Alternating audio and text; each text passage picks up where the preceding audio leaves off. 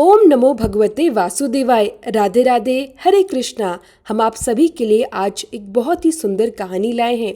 एक भक्त था, वह रोज बांके बिहारी के मंदिर जाया करता था, परंतु मंदिर में बिहारी जी की जगह उसे केवल एक दिव्य ज्योति दिखाई देती थी।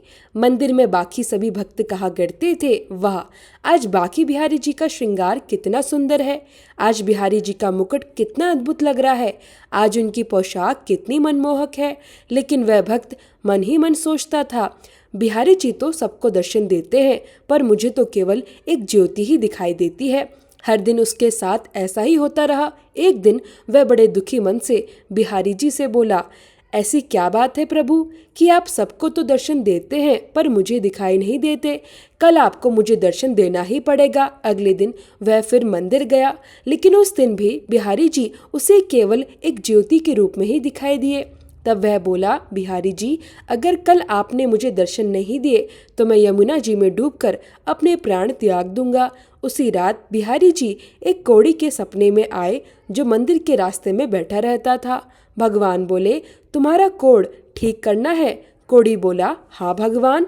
तब भगवान बोले, सुबह मंदिर के रास्ते से एक भक्त निकलेगा, तुम उसके चरण पकड़ लेना और तब तक मत छोड़ना जब तक वह ना कह दे बिहारी जी तुम्हारा कोढ़ ठीक करे। अगले दिन वह कोढ़ी रास्ते में बैठ गया। जैसे ही वह भक्त वहां से निकला, उसने तुरंत उसके चरण पकड़ लिए और बोला, पहले आप कहो कि मेरा कोढ़ ठीक हो जाए। वह भक्त बोला, मेरे कहने से क्या होगा, आप मेरे पैर को छोड़ दीजिए। लेकिन कोढ़ी बोला, जब तक आप यह नहीं कह देते कि बिहारी जी तुम्हारा कोढ़ ठीक करे, तब तक मैं आपके चरण नहीं छोड़ूंगा। वह भक्त पहले से ही चिंता में था कि बिहारी जी उसे दर्शन क्यों नहीं दे रहे। ऊपर से यह कोढ़ी उसके पीछे पड़ गया था। वह थोड़ा झुंझलाकर बोला, जाओ, बिहारी जी तुम्हारा कोढ़ ठीक करे। इतना कहकर वह मंदिर चला गया। मंदिर पहुंचकर उसने क्या देखा, आज उसे बिहारी जी के साक्षात दर्शन हो रहे थे। उसे बिहारी जी का सुंदर श्रृंगार दिखाई दे रहा था, उनका मुकुट दिखाई दे रहा था, उनकी सुंदर पोशाक दिखाई दे रही थी। सभी के सच्चे दिव्य दर्शन हो रहे थे। यह देखकर उसकी आंखों में आंसू आ गए।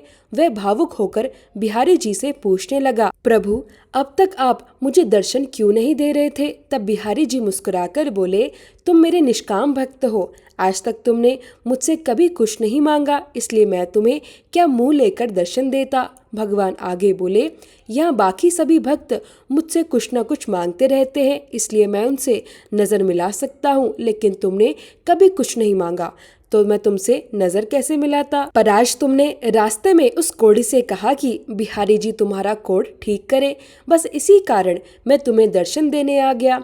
इसलिए हमें भगवान की निष्काम भक्ति करनी चाहिए, क्योंकि भगवान तो बिना बोले ही अपने भक्तों को सब कुछ दे देते हैं। जय जय श्री राधे। अब सुनिए गणेश जी की कहानी। 7 भाइयों की एक बहन थी। वह सबकी बातें तो सुनती, परंतु जैसे ही गणेश जी का नाम आता वह घाघरा झटकाकर वहां से चली जाती। इस बात से गणेश जी को बहुत क्रोध आया। तब गणेश जी उस बहन को डराने लगे। बहन डर के मारे सूखने लगी। उसके भाइयों ने उसके दुख का कारण जानने की बहुत कोशिश की, परंतु उन्हें कुछ पता नहीं चला।